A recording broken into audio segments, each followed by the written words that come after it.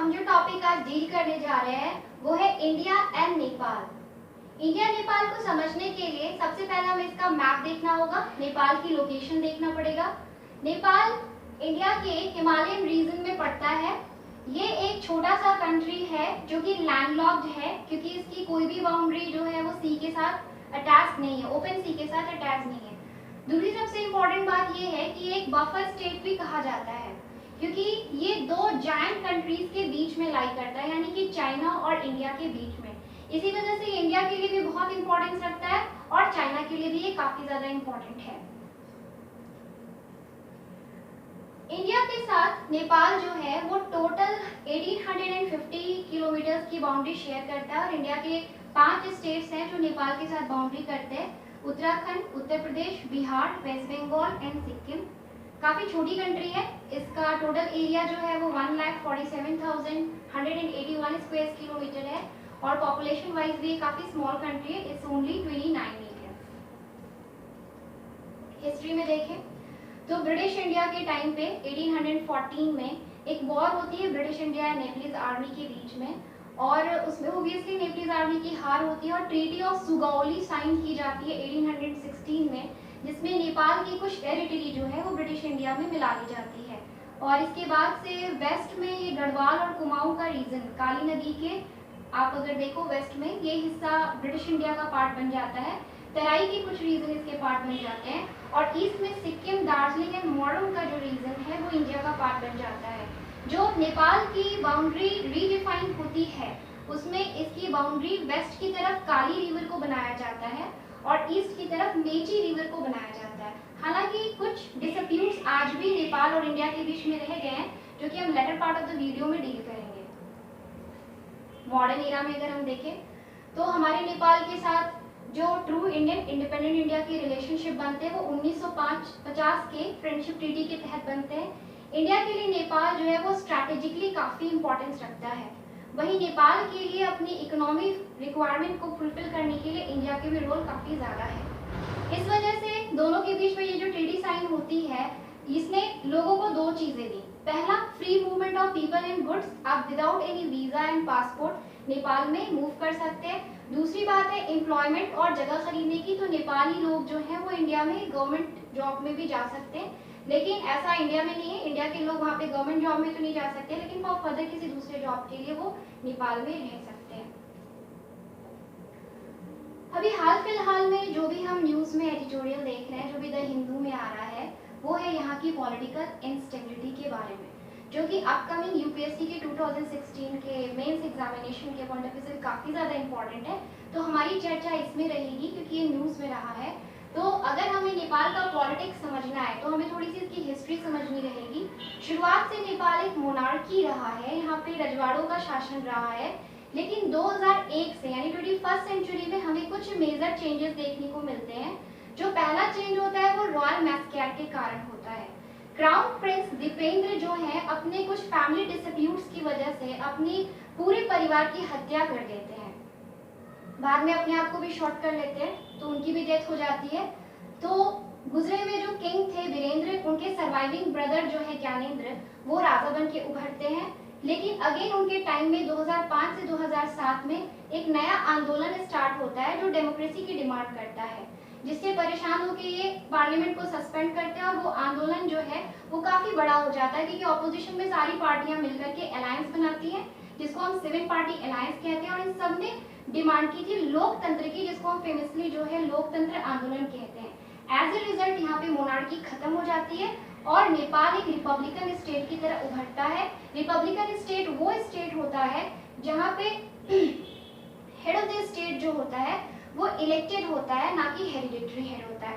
That means कि ये monarchy से रिपब्लिक की तरह अपनी जर्नी को कवर करता है। लेकिन स्टोरी यहाँ पे खत्म नहीं होती है। यहाँ पे इसके बावजूद हम काफी पॉलिटिकल स्ट्रगल देखते हैं और उसके बाद फाइनली जो अभी मॉडर्न पॉलिटिक्स हम नेपाल का देखते हैं वो इंडिया से काफी ज्यादा सिमिलर है। जैसे कि फ्रेमवर्क की बात करें तो जिस तरह से इंडिया एक रिपब्लिकन है, डेमोक्रेटिक है, मल्टी पार्टी सिस्टम है, उसी तरह से नेपाल के अंदर भी आप देखोगे रिपब्लिकन है, मल्टी पार्टी सिस्टम है। हमारे यहाँ भी हेड ऑफ द स्टेट जो होता है प्रेसिडेंट होता है, हमारे यहाँ भी हेड ऑफ द गवर्नमेंट जो है वो प्राइम मिनिस्टर होता है। एग्जीक्यूटिव पावर भी इंडिया में जिस तरह से प्राइम मिनिस्टर उसके काउंसिल ऑफ मिनिस्टर्स के हाथ में होती है, उसी तरह से यहाँ पे भी प्राइम मिनिस्टर और कैबिनेट के हाथ में होती है। लेजिस्लेटिव पावर यानी कानून बनाने का जो पावर है, शक्ति है, ये यहाँ पे भी कॉन्स्टिट्यूएंट असेंबली को दी गई है, जो उनका पार्लियामेंट भी है। नेपाल ने अपने आप को हिंदू राष्ट्र से सेकुलर कंट्री घोषित कर दिया है, और इसमें भी इंडिया और नेपाल में काफी सिमिलैरिटी देखने को मिलती है। तो हम पाते हैं कि पॉलिटिकली ये इंडिया की तरह ज्यादा है रादर चाइना की तरह। हिंदू में ये आर्टिकल आया है 16 अगस्त का, ये एडिटोरियल रहा है, आप चाहें तो इस लिंक पे जाके इसको पढ़ सकते हैं, लेकिन इसके अंदर बहुत ज्यादा बातें की गई है जो कि एग्जाम के पॉइंट ऑफ व्यू से बहुत इंपॉर्टेंट नहीं है, तो इसका जो जिस्ट है वो मैं आपको दे रही हूँ। बेसिकली यहाँ पे 4 पार्टीज हैं जो मुख्य रोल प्ले कर रही है, जिनमें कि मधेसी जन अधिकार फोरम है, मधेसी लोगों के बारे में भी अभी हम बात करेंगे। दूसरा है कम्युनिस्ट पार्टी ऑफ नेपाल, एक है communist party of Nepal unified Marxist Leninist को फॉलो करने वाले, और दूसरी कम्युनिस्ट पार्टी ऑफ नेपाल है माओइस्ट को फॉलो करने वाले। आपको पता है कि माओइस्ट ग्रुप इंडिया में तो बैन है, लेकिन चाइना में एक पॉलिटिकल ग्रुप है, ये पार्टी है जो कि ये दिखाती है कि इसका प्रो चाइना अप्रोच रहा है। चौथी इंपॉर्टेंट पार्टी है नेपाली कांग्रेस। रिसेंट इलेक्शन के अंदर जो 4 अगस्त 2016 को हुआ है, अभी पुष्प कमल दहल प्रचंडा जो हैं, ये दूसरी बार नेपाल के प्रधानमंत्री बने हैं, और ये communist party of Nepal Maoist group से बिलोंग करते हैं, जो कि इंडिया के लिए कंसर्न है क्योंकि ये थोड़ा सा प्रो चाइना ये ग्रुप जाता है। अगर हम देखें यहाँ की पॉलिटिकल इंस्टेबिलिटी के बारे में बात करें, तो करीब 8 साल के इतिहास में ये 9वें प्राइम मिनिस्टर यहाँ चुने गए हैं। यही इस बात को प्रूव कर देती है कि यहाँ पर अभी भी डेमोक्रेसी मैच्योर नहीं कर पाई है, बट वी होप कि ऐसा जल्दी हो कि यहाँ पे भी डेमोक्रेसी मैच्योर हो जाए। अभी फिलहाल क्या हुआ है कि सीपीएन और यूएमएल का सीपीएन माओइस्ट के साथ गठबंधन था। आपके सीपीएन यूएमएल के हेड जो है वो केपी शर्मा ओली हैं। कुछ विवाद की वजह से प्रचंडा और ये अलग होते हैं, और अभी जो है सीपीएन माओइस्ट ने यानी कम्युनिस्ट पार्टी ने अपना नेपाली कांग्रेस के साथ नया गठजोड़ बनाया है, नया कोalition बनाया है, जिसके हेड जो है वो शेर बहादुर देवा है। इंडिया नेपाल के रिलेशनशिप के बारे में अगर हम बात करें, तो ये जिस तरह से आप पिक्चर में देख रहे हो कि इसकी कुछ ऐसी सिचुएशन है कि चाइना और इंडिया के बीच में नेपाल बिल्कुल परेशान उलझा हुआ हो जाता है। लेकिन बात ये है कि हमारे लिए ये लोकेशन उतना ही स्ट्रेटेजिकली इम्पोर्टेंट है, क्योंकि माओइस्ट के टाइम पे इन्होंने एक थ्योरी दी थी 5 फिंगर थ्योरी, जिसके अंदर वो तिब्बत को एज अ पाम मानते हैं, और 5 फिंगर्स के तौर पे वो लेते हैं लद्दाख, नेपाल, भूटान, सिक्किम एंड अरुणाचल प्रदेश को। इसके तहत इनके अगर हम देखें तो पॉलिटिकल गोल में नेपाल भी काफी इंपॉर्टेंस रखता है, जिसमें वो अपना साम्राज्य बढ़ाना चाहते हैं। लेकिन इंडिया के लिए बहुत जरूरी है कि अपने अगर बॉर्डर्स को, सिक्किम और अरुणाचल प्रदेश को अगर वो बचाना चाहता है, तो उसे नेपाल के साथ अपने संबंध अच्छे रखने पड़ेंगे और उसके अंदर चाइना के इन्फ्लुएंस को कम करना होगा। दूसरी इंपॉर्टेंट बात है, न कि सिर्फ चाइना बल्कि पाकिस्तान के साथ भी, पाकिस्तान में होने वाली या पाकिस्तान से इंडिया को आने वाली जो भी आपकी फेक करेंसी होती है, उसका रूट जो होता है वो नेपाल होता है। और नेपाल का तराई रीजन जो इंडिया के बॉर्डर एरिया को टच करता है, वहाँ पे हाल फिलहाल में आईएसआई ने मदरसा भी खोलना स्टार्ट किया है, जो कि ऑलरेडी ऐसा शो करता है कि हमारी एनिमी कंट्रीज हमारे काफी क्लोज पहुंच गई है। इसलिए भी बहुत जरूरी है कि नेपाल के साथ हम अपने संबंध को ठीक रखें।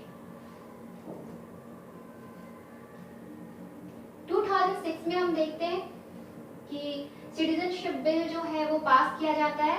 सिटीजनशिप बिल के अंदर जो तराई रीजन में रहने वाले एक स्टेटलेस ग्रुप था, ट्राइब्स था, उनको नेपाली गवर्नमेंट ने नेचुरलाइजेशन के प्रोसेस की तरह जो है वहाँ की नागरिकता प्रोवाइड कर दी थी। नेचुरलाइजेशन वो प्रोसेस होता है जिसके तहत अगर आप वहाँ के कल्चर को या उसकी लैंग्वेज को काफ़ी अच्छे तरह से जानते हैं, कुछ सालों तक आप वहाँ रहे हैं, जैसा भी उस देश का नियम कहता हो, तो आपको वहाँ की सिटीजनशिप मिल जाती है। इंडिया ने इस वे को काफ़ी ज़्यादा वेलकम किया, इस मोटिव को, क्योंकि ये जो लोग थे, इमिग्रेंट्स थे, इनकी ओरिजिन कहीं ना कहीं इंडिया रही है, तो यहाँ पे हमें इनके अपने संबंध जो है नेपाल के साथ मजबूत होते नजर आते हैं। इसके अलावा हमने देखा था कि 2008 में कोशी नदी में आया हुआ बाढ़, जिसकी वजह से हमारे बिहार राज्य के काफ़ी सारे डिस्ट्रिक्ट्स में बहुत ज़्यादा त्रासदी मची थी। इसमें भी नेपाल ने हमारा सहयोग किया था और टॉक्स के लिए सामने आए थे और हम लोगों ने आपस में एम्बैंकमेंट करने की बात की थी। हालांकि नेपाल इस बात से भी डरा रहता है कि यदि एम्बैंकमेंट होता है या डैम बनता है तो उसकी काफ़ी ज़्यादा लैंड्स जो है वो डूब जाएगी। इसके अलावा वो इंडियन गवर्नमेंट से हाइड्रो इलेक्ट्रिसिटी प्रोजेक्ट जो कोशी नदी पे बनाया जाए उसके अंदर इलेक्ट्रिसिटी की भी डिमांड करता है। लेकिन इन विवादों के बावजूद हम देखते हैं कि किसी भी त्रासदी में दोनों देश आपस में साथ होते हैं और मिलजुल करके काम करते हैं। इस डायग्राम में आप देख सकते हैं जनरली कोशी नदी का जो वे है वो ये है, लेकिन कोशी नदी अपने ज्योग्राफिकल रीजन की वजह से काफ़ी ज़्यादा अपना रास्ता जो है बदलती रहती है और 2008 में इसने 75 माइल का शिफ्ट लिया था और इसने अपना रास्ता यहाँ पर चेंज कर लिया, जिससे काफ़ी तबाही आई थी। इकोनॉमिक रिलेशन देखें, हमारे रिलेशन काफ़ी पुराने हैं। कौटिल्य ने भी अपनी किताब में लिखा था कि हमें वहाँ से वुलन गुड्स मिलते थे। इसके अलावा 2008, 2010 या 2014 की बात करें तो हमारे यहाँ से राइस, व्हीट, मेज, शुगर, सुक्रोज, इस तरह के जो भी फूड ग्रेन हैं उनके ऊपर बिना बैन लगाए हुए हम अपना विदाउट कंसर्न की कितनी क्वांटिटी है हम उनको एक्सपोर्ट करते हैं। दूसरी बात है सबसे इम्पोर्टेंट कि हम उन्हें लाइन ऑफ क्रेडिट भी प्रोवाइड करते रहते हैं। लाइन ऑफ क्रेडिट क्या होती है? Line of credit generally Indian government किसी ऐसे गवर्नमेंट को देने की कोशिश करती है जो कि ज़रूरतमंद है और जिससे कि हमारे फ्रेंडली रिलेशनशिप है। ये एक और इसमें जानने वाली खास बात ये है कि ये हमेशा सरकार को दिया जाता है, ना कि किसी प्राइवेट ऑर्गेनाइजेशन को। और इससे दो फायदे होते हैं, एक तो हमें एक्सपोर्ट करने के लिए मार्केट मिल जाता है और दूसरा ये हमारा गुडविल भी क्रिएट करता है।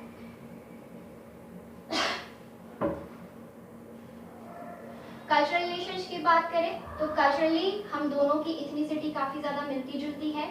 अगर हम रामायण के अंदर सीता के बारे में देखें तो उनके जो पिता थे जनक, इनका जनकपुरी जो है वो नेपाल में ही है। दूसरी अगर हम बुद्धिज्म की बात करें तो बुद्धा का जन्म भी लुम्बिनी में हुआ था।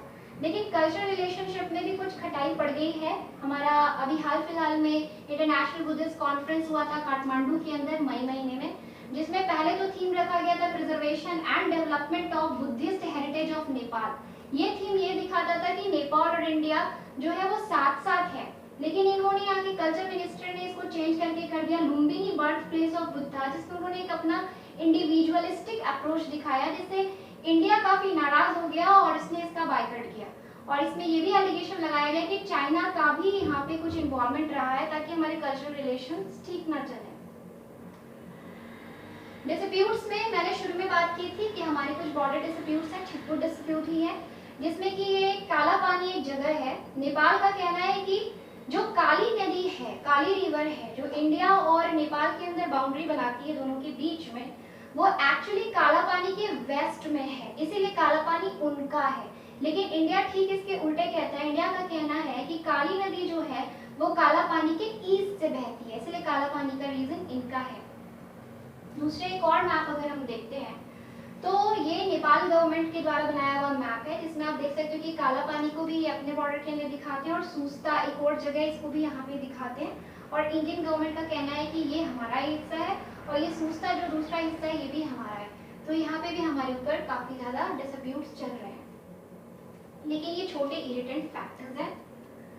अभी जो लास्ट ईयर हमने सितंबर के अंदर देखा था एलपीजी क्राइसिस इन नेपाल, जो काफी न्यूज में रहा था, उसके बारे में थोड़ी चर्चा कर लेते हैं क्योंकि करंट का है तो इससे भी सवाल बन सकते हैं। नेपाल में ये जो तराई एरिया आप देख रहे हो, यहाँ पे बेसिकली मधेसी लोग रहते हैं और यहाँ पे थारू लोग रहते हैं। इनकी जो है अपनी खुद की डिमांड्स थे कि नेपाल के पॉलिटिक्स में इनको इक्वल रिप्रेजेंटेशन नहीं मिला है, जिसके लिए वो अपने सेपरेट टेरिटरी की डिमांड कर रहे थे। अपने डिमांड के तहत इन्होंने ये रास्ता ब्लॉक कर दिया। इंडिया से जो सप्लाई यहाँ जाती है खास करके एलपीजी की, वो भी रुक गई, जिसकी वजह से वहाँ काफी प्रॉब्लम्स आ रही थे और इसका सारा ठीकरा नेपाली गवर्नमेंट ने इंडियन गवर्नमेंट के सर पे फोड़ा। हालांकि इंडिया ने इसमें कोई भी संबंध होने से डिनाई किया है। मधेसी पीपल की अगर हम ओरिजिन देखें तो इनकी ओरिजिन में कुछ तो मधेसी जो है वो बिहार उत्तर प्रदेश के रहे हैं, जिनको नेचुरलाइजेशन के प्रोसेस के तहत वहाँ की सिटीजनशिप मिल गई है। कुछ हम इस्लाम मधेसी भी देखते हैं वहाँ पे, जिनकी ओरिजिन पाकिस्तान, अफगानिस्तान, अरब, टर्की, इंडिया वगैरह से रही है। कुछ एंशिएंट इंडिजिनस मधेसी भी रहे हैं। और वही अगर हम थारू पीपल के बारे में बात करें तो these are like Thar desert जो हमारा राजस्थान में है, यहाँ से ये मूव की हुई ट्राइब्स हैं। आप यहाँ पे देख सकते हो कि ये हिस्सा पहला हिस्सा जो आप मधेश का देख रहे हो ये 1816 में ट्रीटी ऑफ सुगौली के तहत यहाँ पे जोड़ा गया था। और ये जो दूसरा हिस्सा देख रहे हो आप, ये 1857 के रिबेलियन में जो इंडिया में हुआ था, इसके अंदर ब्रिटिश गवर्नमेंट की मदद करने की वजह से नेपाल पे खुश होकर के ब्रिटिश गवर्नमेंट ने नेपाल को ये गिफ्ट किया था। तो ये 1860 में यहाँ पर ऐड हुआ था। अगर हम लास्ट में बात करें तो हमारे पड़ोसी के साथ हमारे छिटपुट विवाद तो चलते रहते हैं, लेकिन जब भी हमें एक दूसरे की जरूरत हुई हम हमेशा वहाँ पे थे। जो आपका अप्रैल 2015 में एक अर्थक्वेक आता है 7.8 मर्क्यूरी स्केल का, जिसमें नेपाल में भारी तबाही हुई थी। वहाँ पे हमने देखा है कि हमारी आर्मी ने विदिन 15 मिनट्स अपनी जो है कार्रवाई शुरू कर दी थी और वहाँ पे काफ़ी ज़्यादा राहत का कार्य किया था, जिसे हम ऑपरेशन मैत्री कहते हैं। एंड वी होप कि इंडिया और नेपाल के बीच में इस तरह की दोस्ती बनी रहे। Thank you.